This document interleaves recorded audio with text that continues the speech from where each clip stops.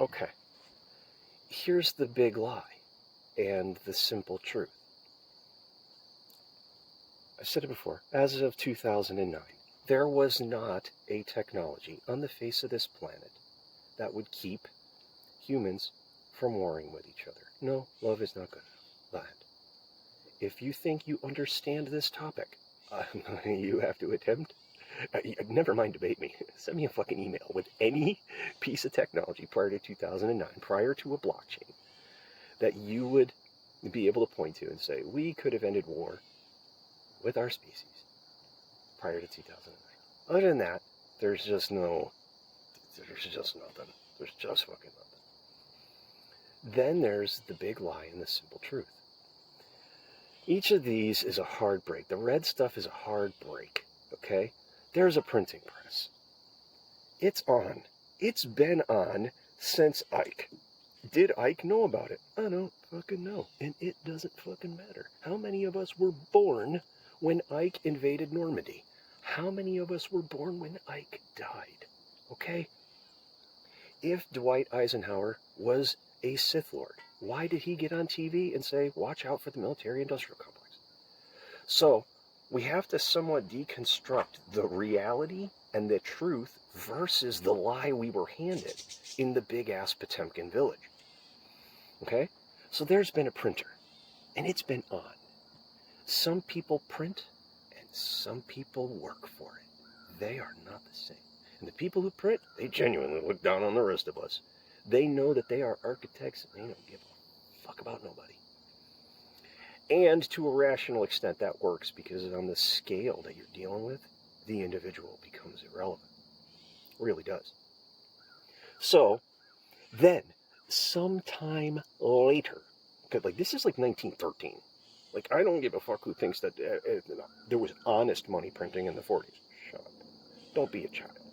This was a big fat lie ran by a Sith Lord since so long ago that nobody alive gets blamed.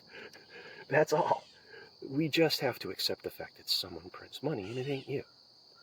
Then we invent the concept of a black budget. Now, this doesn't even become obvious to anyone until like the late 90s, the 2000s, within the last 15 years. This concept doesn't even exist. Everybody thinks that the U.S. government ledgers are what's good. That's all they got. This is the information they have. They don't have this information, and they sure aren't allowed to know this. Okay? So the U.S. government ledgers show up as fraud, and we figure out, then they eventually have to admit there's a black budget. Wait till they've always admitted there was a printer, but then we were told there's this really complex game, and let's just focus on, we had the known expenditures that were on these ledgers, and then we had the known missing. This is what started us back into the black budget. This is what Catherine Ostafitz keeps arguing about, and that's not correct. The real answer is there were no ledgers. There were no ledgers. The DOD, the CIA, etc., they were all getting printer money. They're paying for budgets in ways that nobody fucking knows. Somebody in some other room at some other place, the money just comes from somewhere. And until it's accounted for, it's not accounted for. And it just shows up on a ledger somewhere. So this is where you get all this other, there's classified science, everybody's figuring that out now, and there's deep underground military bases. This is what happens when you have a Potemkin economy. So everything that's above the surface is going in this flowchart, and the government is pushing money into this. Everyone says the federal government's in debt. How? When you are affirmatively fucking printing stuff up, how do you ever end up in debt? The answer is, this is just some fucking argument for the normies. Because the normies live in this world, there's debt, and there's productivity, and then there's, hey, where did this go? But they are a bunch of Potemkins. So when you start looking at America got washers and dryers and cars before the rest of the world.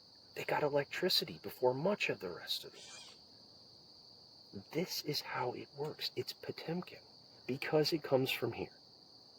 So then you just start to settle in. Why did so many of these people go to college for 4 years and pay a chunk of money to then go out into the economy, the Potemkin economy, and not find any work in their field. Because they weren't on board with all of this. This is a finite level of expansion. It requires day-by-day maintenance, pushing the species forward, getting us into a greater level of productivity that doesn't necessarily revolve around a farm, while not starving to death. That's it. So if you want to attribute negative motives to this, I understand why. Strip that emotionality away. There's a printer, somebody prints, it's not you. That's a fundamental issue with you and I working our ass off 40 hours a week. To go where? To go where? So these concepts have now gone into the Potemkin traffic jam of, hey, wait a minute. I don't have a degree. So all I've understood for the last 10 years is how difficult it is to score certain times of work without a degree. But then you start seeing that there's like these government programs. There are government tax breaks for hiring certain types of people. You hire handicap, you hire LGBT, you hire whatever you want. The government backfills you in your corporate structure. So the corporate structure is, again, it's an entity. It's not anyone who's accountable. Even if the CEO knows how it works, or the CFO or the CLO, somewhere between the CEO, the CLO, and the CFO, somebody is supposed to know how it works. And the reality is, you could go start a company. You can ask and then be granted corporate immunity, because that's what corporations are. It's an immunity vehicle so that you don't lose your house if your business blows up. And then you could just walk yourself through this. It was always Potemkin. In the 80s, it was Potemkin, and we didn't know. In the 90s, it was Potemkin, and we didn't know. Towards the end of the 90s, we got the omnibus bill that says, hey, we don't do budgets. Then we get to September 11th, 2001, and Catherine Austin Fitts will tell you they knocked down Building 7 to cover up the fraud. That's military science. We destroyed our records in plain sight and covered it up.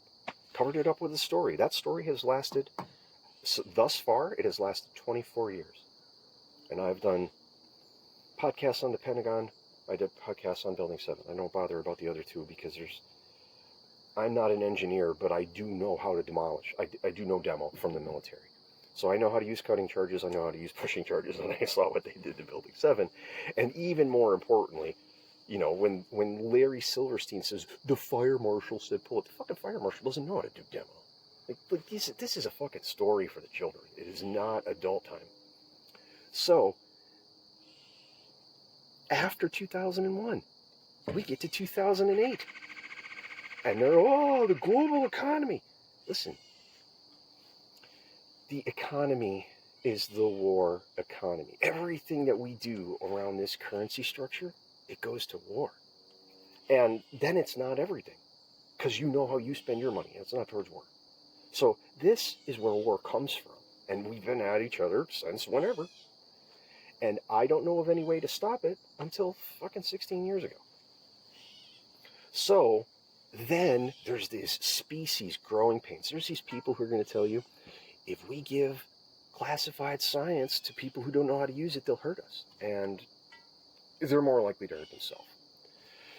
The prophylactic to this is you give it to everyone. You give that information to everyone. Then you have to compete with someone else. So when it comes to competition, you don't necessarily want to cut yourself off. And America's been running this race. America was first since Ike. We have been living a higher quality of life, and we have been living beyond there's a reason we have a term called the third world. It's not to deride those people. It is to state that there was a group of warmongers that were in charge of all this shit, and they're really good at it. And I just happen to live near this. That's all. I could have been born on the other side of the planet. So, when you see the entire Potemkin narrative coming apart, don't wonder why. Don't fucking wonder why. Absolutely not. Because there was never any ledger. And when we had to pretend there was a ledger, we got this. A black budget that no one's allowed to look at. Oh, look, You can go pretend you understand things by looking at this shit.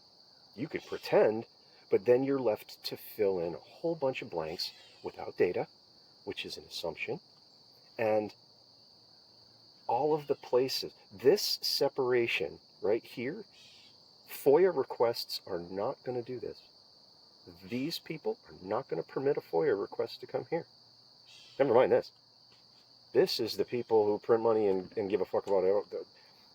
There's good people over here, but they're not that good. Like, if they're ethical and they don't treat other people poorly, then they'll be happy to move past this. They will be happy for a different model. There are a bunch of people, the predators, kid predators and warmongers, and they only want this area. They want to print and they want to put everybody else on the fucking bottom. That's the way it is. And they're more than happy that everyone will accept this excuse. The real answer is the world moves faster than this excuse. This excuse is going backwards in time way faster. If you want to say that this started in 1913 and you want to say that this started the minute Donald Trump came into office in 2016, we are moving back through time way faster than we came this way. Way faster. Because the U.S. ledgers have already been questioned on a global scale. Many of those, air quotes, third world people, they don't want anything to do with the dollar anymore, but they are stuck in a world of how do we commit any type of commerce without the SWIFT system or without a U.S. dollar? And the U.S. dollar people, they keep trying to push everybody into dollar for every fucking reason. And when you use another currency, guess what? It's another fiat currency, and it's riding on top of the dollar. Been through that before. This is the Potemkin everything plan, and it's failing because you can't spoof 8 billion people if they're all on the same planet, especially with an internet. They'll cross-check each other's work. They'll email each other shit. They don't need this or this to figure out stuff without you. And that's what we've been doing since the internet. It's for 30 years now. We've been passing good information around. And in that 30 years, this has been going this direction. And I would say we're right about here right now. We're not quite over this hump yet, but we have already moved back to the United States government is clearly fraud and a shit show. And we're somewhere in the finding out the symptomology. Just about everyone in the information sphere is doing symptomology. Tucker Carlson gets to go on TV. He gets to righteously argue that all of this stuff is fucking wrong. He gets to righteously argue that, but it's symptomology. It's not getting to the root causes. We got to the root causes. These people be done already. And then we are getting to the root causes. And it turns out these people are going to fight for everything they have to include their slavery that they like. So this is an actual fight. Most of this is administrative until you get to about here. Well, actually, somewhere in here is where the fighting starts. This is where the slave economy gets leaked because there's no FOIA here. There's no paperwork here.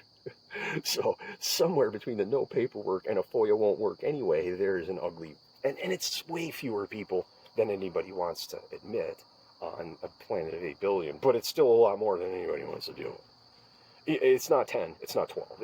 There's probably 1 million people over here. And then these people will drag a bunch more in. So then you'll end up with 100 million somehow involved because they don't know the difference. It's always been a black budget. It's always been a printing press. No, there were never any ledgers. When Donald Rumsfeld said we're missing $2.3 trillion, you had no budgetary standards. You had no accounting standards. You cannot miss $1 trillion anything. You are 1,000 billions past good when you say I'm missing $1 trillion anything. So this is a simple flowchart because this is how our whole fucking world has been working since at least Ike. At least Ike, whether or not he knew. At least Ike, whether or not he knew. At least in 1997 or 98, whenever everybody started riding the omnibus. That's it. If you'd like to learn how to play a little game, I'm going to finish this with a little game. Okay, campers, I'm going to save you a lot of time. If you are unfamiliar with Star Wars, Star Trek, and Stargate, you should probably go look into it. Like, I'm going to make a game, and it's an analogy type game. For any of you who've played EVE Online, World of Warcraft, StarCraft 2, and a whole bunch of other games, you're going to be fine.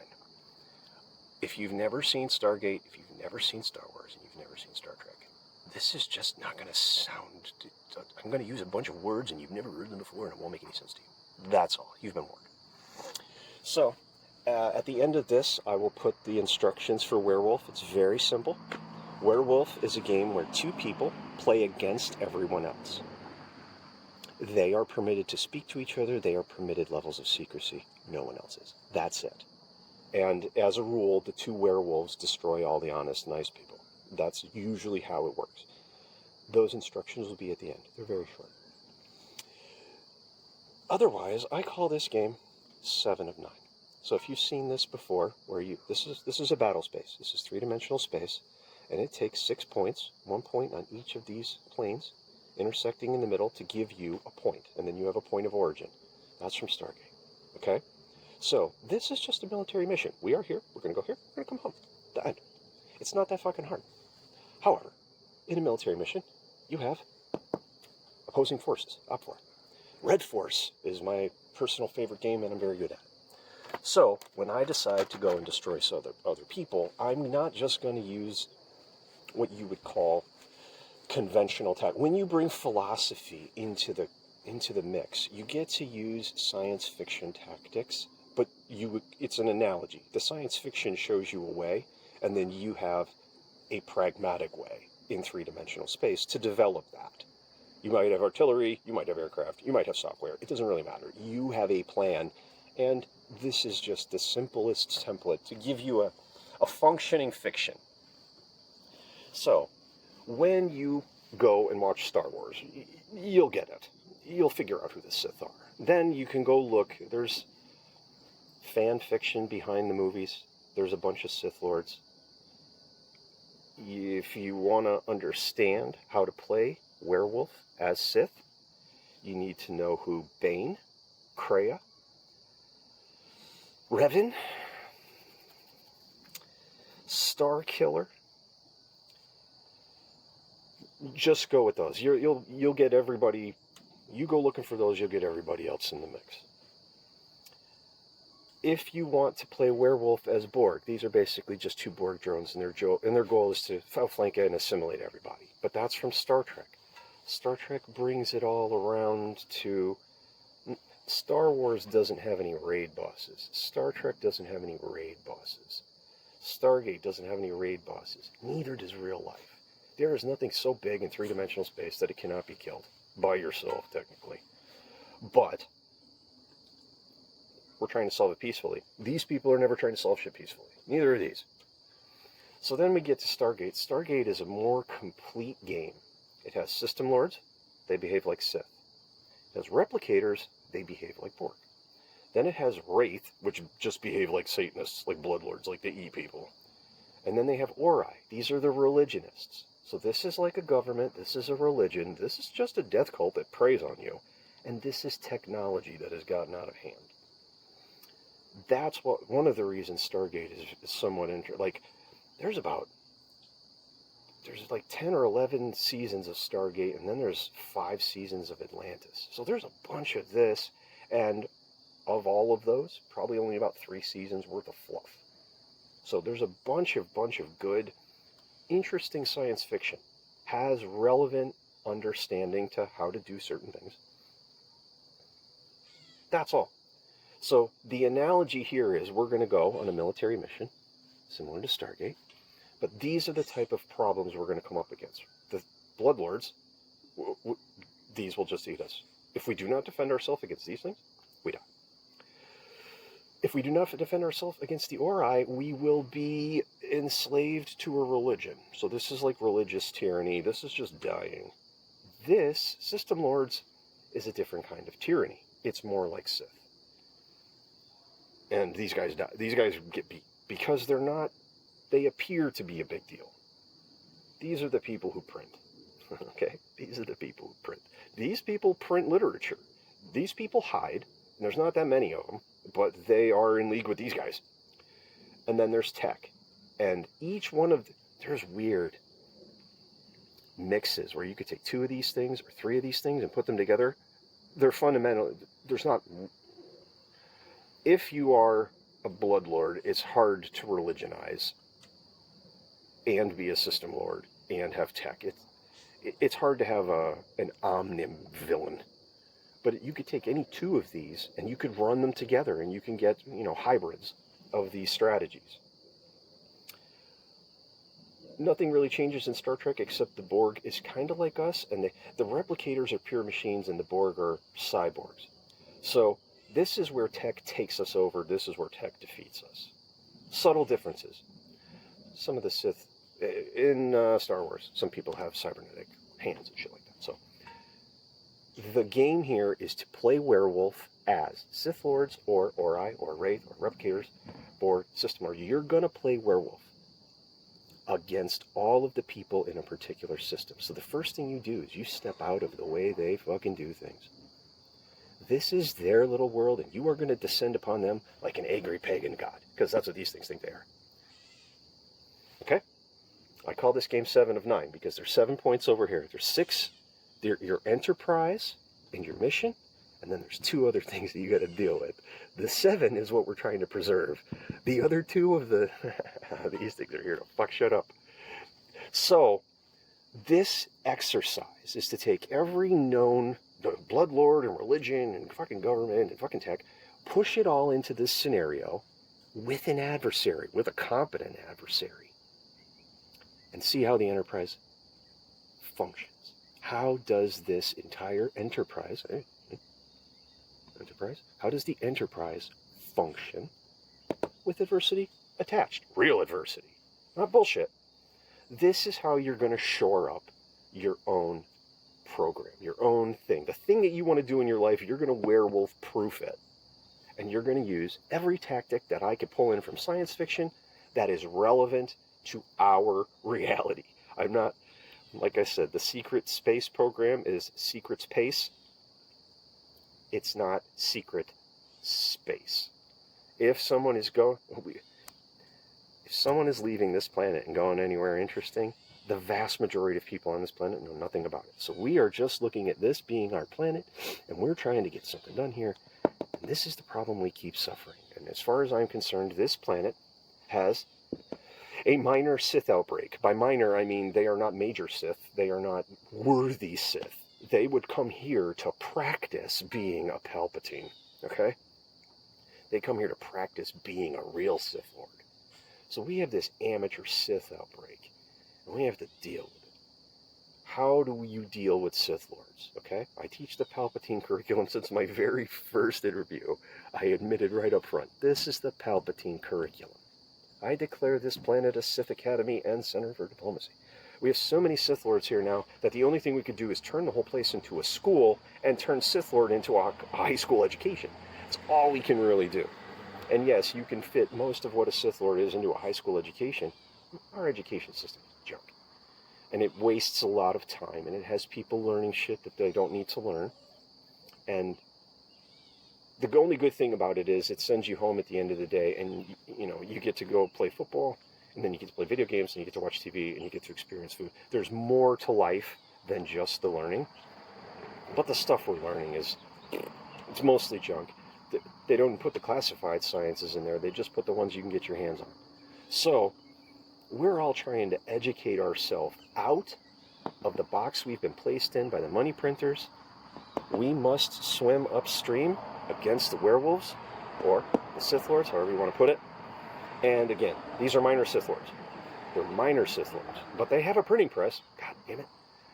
And you have to imagine yourself dealing with Palpatine. Palpatine isn't that dangerous one-on-one. I mean, he's still dangerous, but he's not that dangerous one-on-one. He's super dangerous when he has an entire Senate behind him. So this is the game. And this is a lot of factors. This is political, religious, dangerous, and technological. All of these are covered. This is a technology danger intentionally against you. This is a malicious danger. This is all the rest of it. Intentionally used against you. Stargate is really just the better playing field to understand that if you were to call In Stargate, they go through the wormhole from one planet to another. If you call it Planit, plan it, Pennsylvania is its own plan, New York is its own plan, New Jersey is its own plan. Never mind another continent with other nation states. These are plans. They are plans with a system. So all of these system lords at a certain level, they're looking down on our map. They're not looking at the lines on the map. They're criminals. They're just looking at the whole fucking planet, saying, what can we do to play this guy against this guy, use our technology. If technology gets out of hand, it has a mind of its own. These things, they're part of the organization. So it's every factor. This is every factor in a battle space, all rolled into one in a little game I call 7 of 9. Okay? Because Jeri Ryan was hot. She still is hot. So, if you want to, some people call this game theory. This is strategy.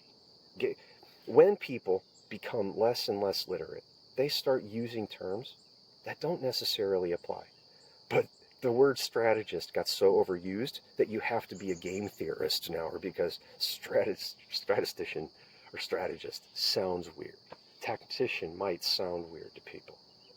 So you have to incorporate all of the tech, all of the ill motives, all of the worst of humanity, all of the best of humanity, used for the worst reasons, and you have to incorporate it into your understanding of the game. And this is my little game called 7 of 9. So enjoy trying to put all this stuff together, but step 1, always assume there are 2. Always assume you got a fucking predator problem, and always assume one's coming one way, one's coming. These two have an agreement. You don't fuck with my shit, and I won't fuck with yours, and anyone else. Anyone else. They're in the monkeys in the middle, and they're gonna submit to the system, they're going to pray for help, they will be technologically suppressed, they will be eaten, whatever. They will be gone, and this is how those money printers, they technically play this game. And they play it a lot like this, and they play it a lot like these guys. So that's the game. It's a short little game that will encompass every other game you've ever played, to include politics, which is war by other means. Have fun with that, campers. It will make your brain hurt.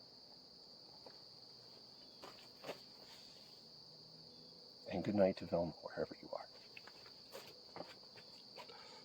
Have you ever heard of a game called Werewolf? No. Everyone gets a piece of paper. It's either got villager written on it, but 2 have the word werewolf. Someone runs the game to make sure no one's cheating, and they go, okay, it's nighttime, everyone close your eyes. Werewolves choose someone to kill, and the werewolves go. They say, okay, everyone close your eyes, it's morning time, open them again. During the night, Francis was killed. There's then a conversation, and this is where it gets interesting, between all the villagers and the 2 werewolves, over who the werewolves are. Then at the end of the day, the villagers have to decide who they're going to kill, and they say, well, we're going to kill Constantine. It's revealed by the person running the game, I'm afraid Constantine was a villager. And the game continues. The villagers win the game if they kill both werewolves. The werewolves win the game if they kill all but 2 villagers. And the werewolves usually win. The game was invented by a student of sociology in Russia who wanted to prove his thesis that an uninformed majority will always lose a battle of information against an informed minority. So that just shows when you have hidden information, you can completely manipulate a large group of people.